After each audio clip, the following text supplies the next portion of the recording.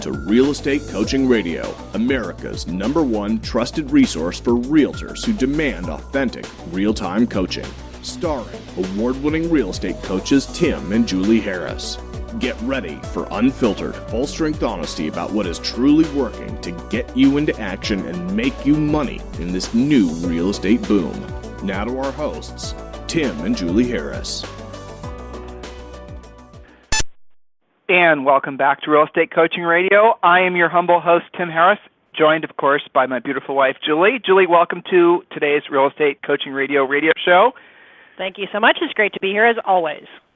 And you're not going to thank me for all their gratuitous compliments? Well, you know, I come to expect them over the years. Is that right? Thank you. Okay. Of course, thank you. I appreciate that. So we're talking about I know. We have a topic today that I think a lot of you are going to appreciate because, frankly, it is something that all of us deal with every single day, not just in sales but in life in general, and it is overcoming rejection. Rejection is constantly surrounding us, and it's your ability to handle the rejection. It's the ability to see through the rejection. It's your ability to ultimately relabel the rejection or the feeling of rejection as an opportunity to succeed and win that we're going to help you to understand on today's radio show. So we've got a great topic today, how to overcome rejection. You know, Julie, the emphasis of today's radio show was a coaching client that I had who had a series of rejections. He was trying to break into a more expensive market. He was getting shot down. He was losing listings, and I think he lost like 3 or 4 listing appointments. And he had a long track record of essentially getting like 95% of all the listings he'd go on. He was just an absolute professional. But as soon as he broke into this new market, he all of a sudden was experiencing rejection for the first time in a long time, or maybe even the first time in his entire career, because this guy has a lot of natural talent and ability. And so what was happening was this rejection was really deeply, profoundly affecting him to the point where he was questioning everything about him, you know, which in itself isn't a bad thing. It's good to be introspective, and it's good to have those experiences so you can start basically being introspective as, you know, where you need to change and constantly evolve and improve your skills and all that. But for this guy in particular, what it had done is completely taken the wind out of his sails. And I had to help him reframe what the rejection truly meant so they could put him into a position where he could then get back on the saddle and start kicking butt again, which he did. So, I mean, Julie, how do you help coaching clients, and how do you coach our coaches to help coaching clients get over rejection? Well, it's a great topic because pretty much everybody deals with it all the time, and it is a very common thing on coaching calls that we deal with. So let's jump into your question. How do you actually deal with that? So the first point is to actually know your numbers. Now, that seems like kind of a weird comment to deal with rejection, but knowing your numbers gives you power. If you're rejected for an appointment, but you know that it takes you on average 10 contacts, real conversations to set an appointment, well, you have 9 to go. The rejection is just one step closer to the appointment. The numbers don't lie. They really do keep your head screwed on straight. And I would even say, you know, gives you another thing to work on. If it takes you 10, make it a goal of it only taking 8. So, you know, I remember our old broker Rory said, if you constantly hear yes, you're not trying hard enough. You need to hear no more often to move yourself forward. Well, so that's a mindset shift. It is, but let's break this down based on what you just said, something really practical, right? So if you know, for example, and we always like to use good old-fashioned over-the-phone prospecting as an example because it makes the point the quickest. So if you know, for example, it takes normally 10 contacts for you to call, like I've got all my high-end clients right now in all these really ridiculously crazy, you know, almost over-frothy markets. I've got them working, unrepresented owners for sale by owners. It's a cash cow. In some of these crazy markets of San Jose and, you know, certainly in parts of Manhattan, there's these FSBOs that are popping out, people that normally wouldn't consider FSBOing that are figuring such a hot seller's market that they can just take advantage of it. And, you know, in some cases they can. So what happens is as you're developing the skill set to go after unrepresented owners, FSBOs, you're going to get a lot of rejection. But if you know statistically that the average agent average agent that's been practicing for, say, 90 days is able to set a listing appointment for every, say, 5 or 6 for sale by owner contacts, and they're able to take, say, 80% or 90%, well, those numbers, as Julie just said, will allow you to disengage from the emotional distraught of having been rejected and making you realize, well, that rejection is, in essence, one step closer to a success. So, again, it's about reframing it and not taking it personally. If you're taking it personally, what's going to happen is you're not going to learn from the experience. So, Julie, what's the next point? All right, perfect. So you want to set long-term goals. A personal goal can help you reframe your thinking to cope better with sales rejections. So perhaps you want to pay for your kids' college education, or you want to donate money to a favorite charity. Maybe you want to pay off a rental house, longer-term goals, so that you're not so attached to what happens every second of the day. And that's a big issue with people in real estate because, 1 hour to the next, it can be up and down and all around, and I just had a great experience followed by rejection. Don't live so in the moment. Maybe it's just one step closer to you becoming a great listing agent, having to experience objections that maybe you had a hard time with. That's moving you closer to your overall goal, and realize these things do take time. So set longer-term goals. So next point, Tim? Don't take it personally. And as an agent, it's all too easy to take rejection personally. After all, there's no one to blame but yourself. And again, use the no's as learning opportunities. Commit to having to relearn the same thing commit to not having to relearn the same thing over and over again. As a rule, we learn more from rejection than success. Always own the rejection. Never allow yourself to blame something external, or you'll kill the opportunity for you to learn and to improve. Now, we talked about this the other day on the radio, and I got some emails afterwards where some people didn't understand the point with regards to owning and being responsible for the things that even are essentially may happen to you accidentally. The power that comes from being 100% responsible for everything that happens to you, good, bad, or indifferent, is that it does force you to take different actions. The last thing you want to do when you're in a situation where it's a competitive listing, let's say, or you're trying to get a buyer and they work with another realtor, the last thing you want to do is blame something external. So, for example, I remember very clearly when Julie and I were listing real estate forever ago, that there was the occasional relocation company that would try to creep into our existing client relationships. Oh, well, it turns out that person, they'll send in you guys know how it works. The reload company will send in some agent that'll, try to coerce the seller into believing that they have to list with that particular agent, and then the relocation company will often reinforce that, kind of falsehood. And then you're in a position where, we would be in a position where we'd have to explain to them that's not really how it works, and then these uncomfortable conversations. So we had that happen once, opposed to and then we figured out how to essentially overcome that objection so it never happened again. And that's part of our listing presentation, by the way, guys. So. And it's part of the pre-listing pack. So existing coaching clients, the material in there was all designed basically from us learning from having made mistakes personally and help you avoid the same thing. But what a lot of agents would have done is they would have said, I guess I'm just going to lose that listing. I don't have that particular relationship. There's nothing that I can do to, it is what it is. And blamed the reload company for them not exactly. getting it. Right. Or if you guys don't get you lose it, that other realtor, they wanted to overprice it. Or the other realtor, I'm focusing on listings because that's what we're hoping all of you guys accept is if you have to become listing agents to last in this business. The other agent was willing to take a lower commission, or the other agent had fill in the blank. In other words, you're not owning the failure. You're not owning the rejection. Whereas if you'd say, okay, the other agent, say they did price it higher. Maybe I need to learn my scripts better and how to price properties. Maybe I need to learn to never, ever lose a listing, especially in a hot seller's market, overpriced if the seller has to sell. Maybe I need to learn to fill in the blank. See? Taking the responsibility for it, even when, it's not seemingly your fault. Even if you can find 100 people that would say, it wasn't your fault that you slipped and fell on the sidewalk and, split a knee or whatever, right? It wasn't your fault that you did that. The sidewalk was, okay, that's one way to look at it. I'm a victim of a slippery sidewalk. But if you were to reframe that in your mind and say, well, had I not been walking so fast, had I not been walking so slow, had I been wearing different shoes, had I been watching where I was stepping and I wouldn't have stepped in the puddle. You guys get the point?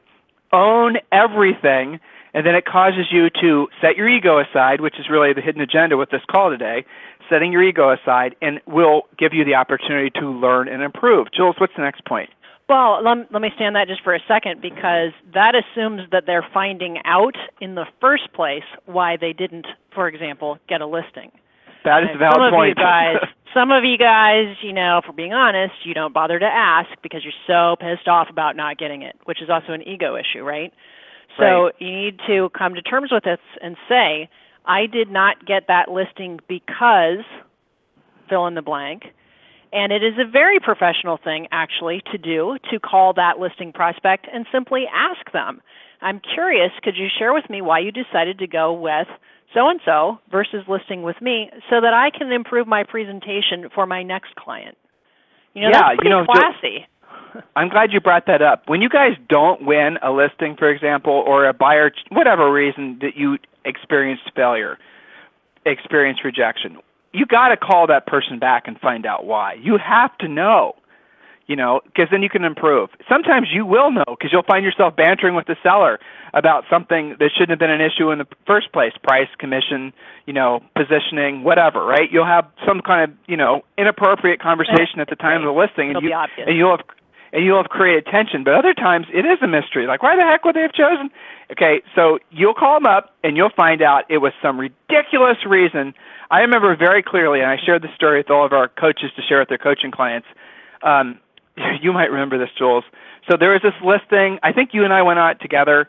It was a high-end listing. They loved us, perfect property. Everything was perfect. Great commission, great price, great motivation. Boom, bada-ding, bada-ding. And they even signed the contract. They were wanting to think about it, so they signed the paperwork, and we told them we'd swing by in the morning and pick it up. They'd leave it on their porch. It's kind of like your fallback close if they don't want you to take your paperwork. Again, coaching clients learn this. So next morning, swing by, paperwork's out there, call them, what's going on? They said, we listed it with so-and-so. And so-and-so we knew was essentially a new agent, really a part-time new agent, no experience, on paper, no reason she should have taken the listing. And I asked, right, this doesn't even make any sense. Why did you list with so-and-so? And the reason was, and this I'll never forget, was because she asked for the listing. And I thought to myself, well, what does that mean? What is it? Well, she was really enthusiastic about the listing. She was really excited about it. Well, of course it was. It was probably her first paycheck ever in real estate. So, right, and because they fed off that energy and enthusiasm, and she asked for the listing. Now, what asking for the listing is, she probably said, can I literally please have this listing? She probably, I will never forget that, and we never lost the listing again because we weren't direct in asking that question. In other words, we called, we were willing to be humble, we were willing to be essentially swim in the rivers of rejection because we wanted to understand why we didn't get the business and how we could improve. So much can be learned from the rejection. Very little can be learned from the success. Jules, what's the next point? All right, perfect. So the next point, I just lost my notes temporarily. Hang on a second. How did that happen? Okay, there they are. All right, so the next point is to get into, this is one of my favorite points, get into a routine. Embrace having a schedule. I know that sounds very analytical, but here's the example that I like to use. Well, that's the reason you love it, my dear. Yeah. Oh, I know. Okay, but here's the thing. Let's just say that you're an agent who, pretty typical stance. You go day to day, putting out fires on the deals that you've got pending, going to some lead follow-up and working with buyers that scream the loudest and seem motivated, dealing with your sellers as needed. Pretty typical average agent with decent production, but maybe not the greatest time management. Should sound familiar to some of you. Okay, and that agent loses a deal. One of their pendings falls apart. Drama blows up, not savable. And they were counting on, say, a $7,500 commission check, something, that you would miss. Okay, versus agent number 2, who follows a schedule, did their lead follow-up for an hour in the morning, did an hour of some type of prospecting, whatever they're working on, could be past clients, unrepresented sellers, could be a number of different things. Maybe they work with a builder. But they spent their morning on lead generation and lead follow-up and set a new appointment.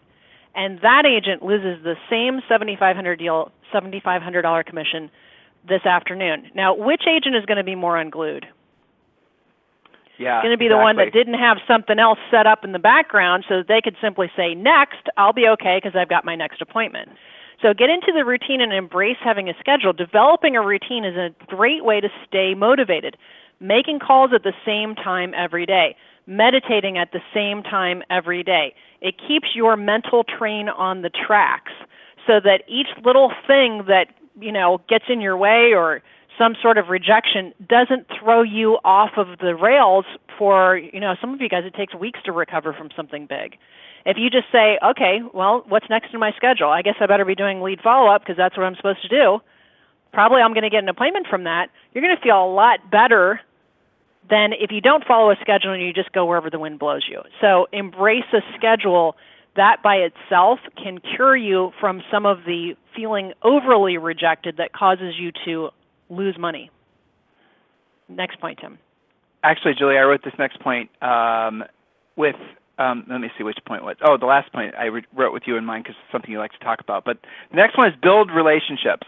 Don't reject prospects after they reject you. If you've been rejected, it doesn't necessarily mean this person will never be your client.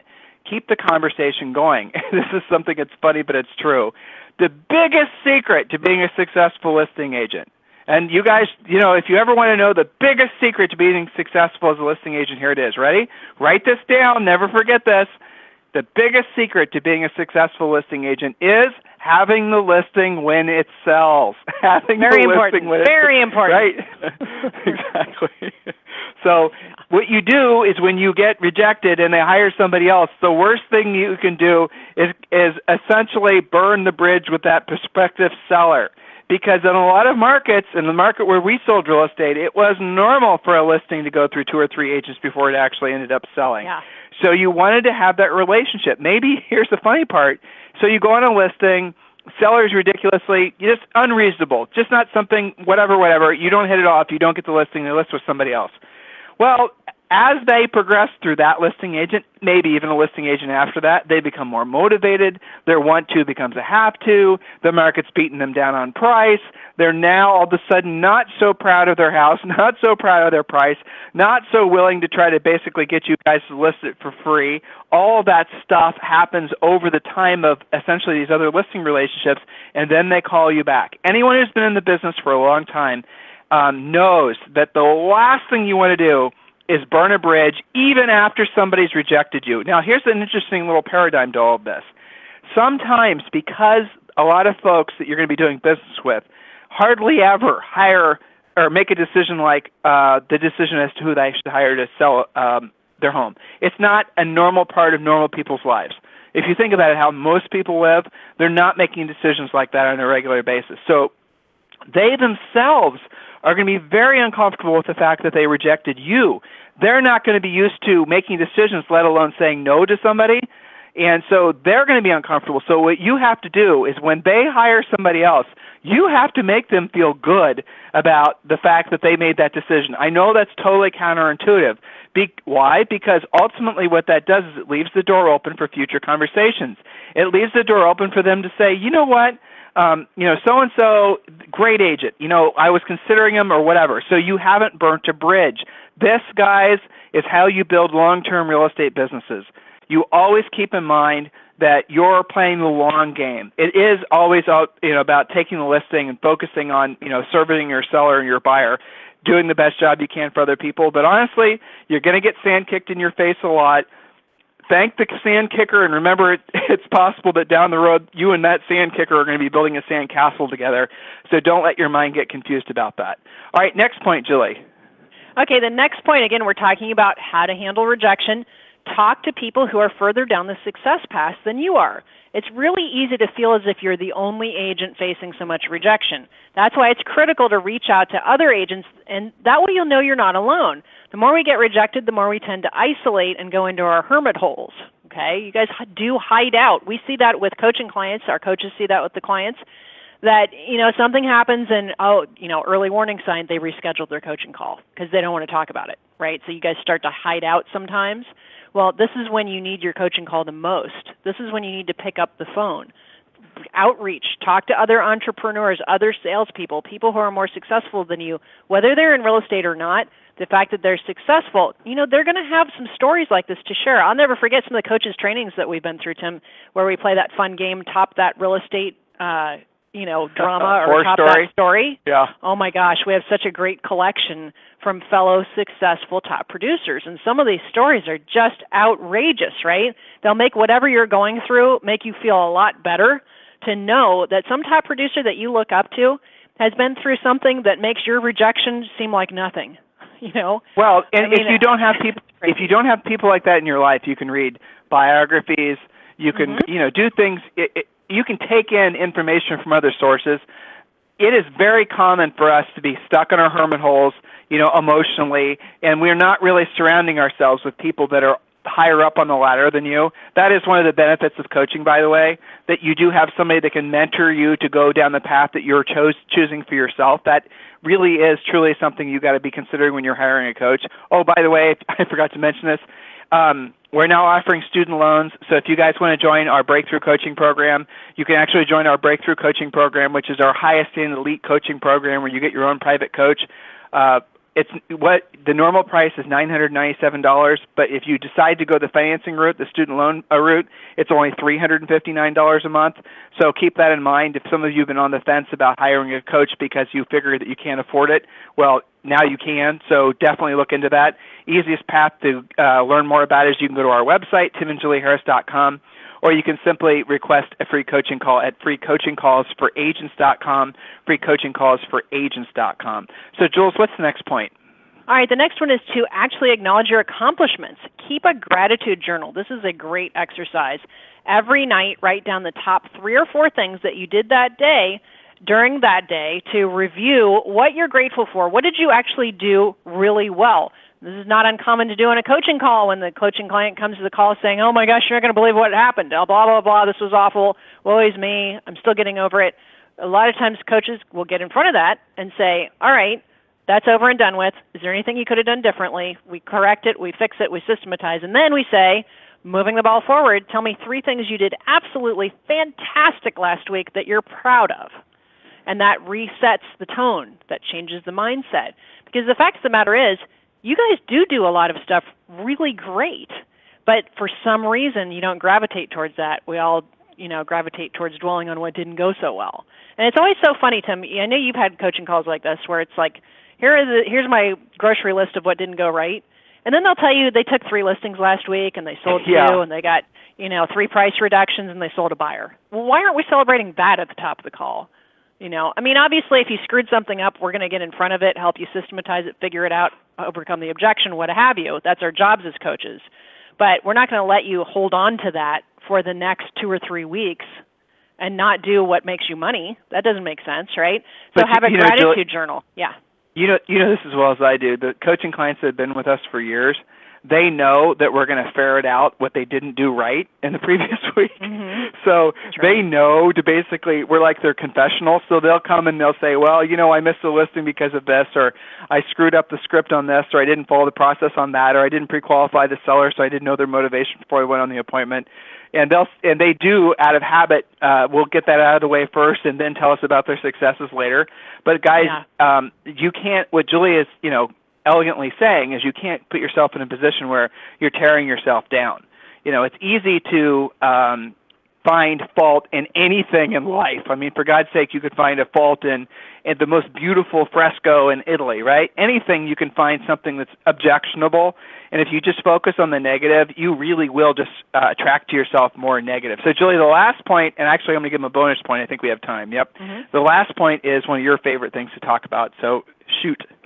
All right, so avoid leeches and attract lilies. What does that mean? Well, when you're feeling rejected, when you're feeling down and beat up, worst thing to do is invite others to reinforce those feelings.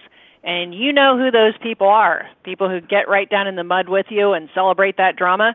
That can be people around you. It could be people in your office.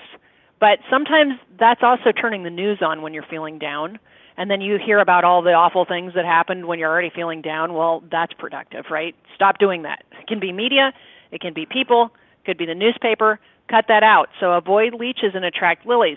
Maybe your best friend is your best friend because they always pick you up and you love going out to coffee with them or have a brunch or a dinner with them. Look that person up instead of going in and sitting. Some of you guys have negative office managers or the person that's got the office next to you. And boy, they just love to talk about how terrible the market is and it's so hard to get a buyer in contract and I got outbid by 17 offers today. Well, why would you be around that? Don't reinforce the negative by having leeches around you. Attract lilies. people that are supportive. That's why we have mastermind groups with our coaching clients. That's why we have our private Facebook page for our coaching clients. Those are your true colleagues, not people that wander around in this state of negativity, okay? So the other thing I'd say on this, Tim, it's funny when they are in a heightened state of emotion, I always tell them to go call an unrepresented seller. You're already wound up. You might as well close harder and make some money. Well, so one last point for you guys is when you are on your heels, when you have been rejected, when you are feeling, and it happens in real estate. And you guys ever notice when bad things happen in real estate, it's not just one thing, it's usually 3 or 4 all within like the same day. You know, it almost feels like you're being tested like some sort of game show. Well, guys, that's normal. Everybody experiences that. It just is the way it happens. The more you are going in the right direction, the stronger you are climbing the ladder, if you will, the more of the setbacks you're going to have to basically live through. It just is the way it works. The more successful you become, the more you're going to have bad experiences. It is the nature of it. It's how long you give yourself to overcome those bad experiences. So your bonus point is this. When you have something that sets you back emotionally, what you need to do is limit the amount of time that you're going to bemoan that experience. You need to limit the amount of time that you're going to feel bad about it. You need to say, okay, I'm going to give myself 10 minutes to dwell on this, to think bad thoughts, and that's it. Or 5 minutes, even better, right? Don't let it. And this is, again, Julie touched on this. I touched on this. It's something that all you guys have to own. When you have these bad experiences, sometimes some of you let those manifest, and they grow into it's like a tiny little ant, and all of a sudden you walk past that ant in a week, and now he's got this huge anthill. That's what happens with your emotions. And if you have these negative thoughts, if you're allowing one bad experience to basically keep you down, then what's going to happen is you're going to have more bad experiences, and then next thing you know, you've wasted a month. You've wasted a quarter. And then you're then you're on Monster looking for jobs at Costco. You guys get the point? So you got to really say, when you have a bad experience, your new personal rule should be you're only going to allow the thoughts and the experiences. You're going to give yourself mourning of, say, 5 minutes. That's it. I had this bad experience. I'm committed to learning from it. I'm going to find out what happened if you were rejected on something. I'm going to ask and inquire and see where I can improve. I'm going to feel sorry for myself for 5 minutes, and then I'm moving on, okay? Don't let it grow into something. Don't let literally it grow into a mountain. I want to also thank all of you for continuing to make this and keep this the #1 radio show for real estate agents in the country. We have a consistent listenership of close to 100,000 of you, and it is fantastic, and we sincerely thank your support. Thank you for your support. And I know a lot of you guys share our radio shows with a lot of other folks, a lot of other agents, and that's fantastic. It makes us feel wonderful knowing that you value what we're saying to the point where you're sharing with other people. That's great. And I also like the fact that we have developed a culture, I think, of sharing, of communal support, if you will. And you guys aren't just taking what we're telling you, and you aren't just hoarding it and hoping your competition doesn't find out. You're recognizing the fact that if you get better and you can help other agents get better, that overall your ecosystem and your community of agents gets better as well. Because what happens is if you help others improve and help others get better, help others essentially master some of the skills and mindset skills, mostly on today's radio show, that will trickle back down to your transactions as well. Here's another shout out. Thank you to our title sponsor, mojosells.com and 1-800-HOME-HOTLINE.com. Those are two of the absolute must-have things that you should have in your real estate toolbox. Not having Mojo Sells right now in any market, to me, makes absolutely no sense. It is one of the very basic building blocks of success. I wanted to talk, and I might talk this week, about the Zillow Investor Conference Call. There was a conference call that happened where where they were answering questions about their quarterly earnings and the rest of it. There were some statements that were made by the executives at Zillow that I think are unbelievably telling about their true mindset about agents. I'm debating with myself as to whether or not I should do that radio show because, frankly, I'm kind of done talking about Zillow. You guys tell me. If you want us to do another show on Zillow, you got to email us directly and say that you want that information. But some of the stuff that came out will be very incendiary. if put in context. And that's, it's up to you to decide whether or not you want to have that. Email me directly, tim@timandjulieharris.com.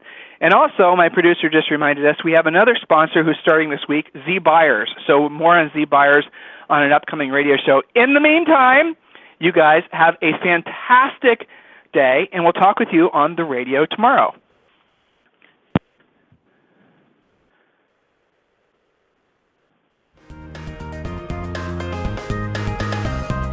This program has been a presentation by Tim and Julie Harris, Real Estate Coaching. For more information on our real estate coaching and training programs, visit our website at timandjulieharris.com. Remember to tune in weekdays at noon for upcoming shows, and until next time, thank you for listening to Real Estate Coaching Radio with Tim and Julie Harris.